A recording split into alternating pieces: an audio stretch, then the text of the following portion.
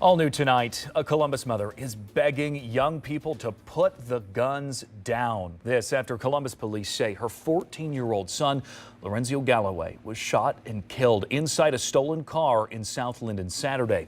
Officers arrested 3 teens in connection with his death. All three have criminal records.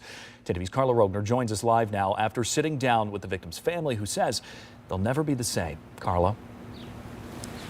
Yeah, Colin, those 3 teens charged in the death of Lorenzio Galloway Jr. are 15 and 16 years old. And the victim's mother tells me those boys were her son's friends. They don't know what led up to the shooting on Saturday, but they're hoping that other young people and their parents who hear Lorenzio's story are encouraged to turn away from violence. I'll show his baby picture. A grieving mom and sister holding on to the good memories they shared with 14-year-old Lorenzio Galloway Jr., the baby of the family. We're all in disbelief. He was our light. He was our light. He was an angel. He was sweet. His mom asked us not to show their faces because she's worried about the dangerous company her 8th grader had been keeping. I told my son, if you don't stop, we can be either in jail or dead, and I don't want that for you. When Lorenzio was 12, his mom says he started stealing cars.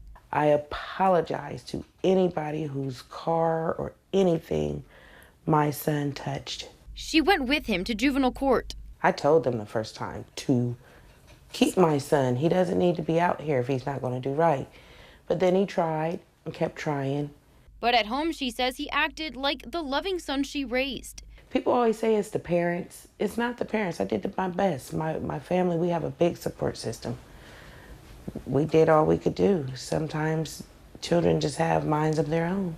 Then Saturday night came along. And someone sent him a message and it made him run right out the house. Around 7:45, police say Lorenzio crashed a stolen car at this intersection after he was shot and killed. Were you afraid this could happen? I was afraid this could happen just because of the company he was keeping, the change in him. I didn't know his friends. And like we said, it was 2 different people. Days later, it's easy to pass by this intersection without realizing it's where the beloved son and brother met his tragic end. But if you look closer up the hill, you'll find what's left of the car he was driving. And teddy bears his family says were left by the many people who loved him. The youth should choose their dreams, choose their passions, instead of glorifying violence and taking things from people and just not being a good person at all. Yeah. What goes around comes around, and I just want the youth to know that there are consequences to your actions.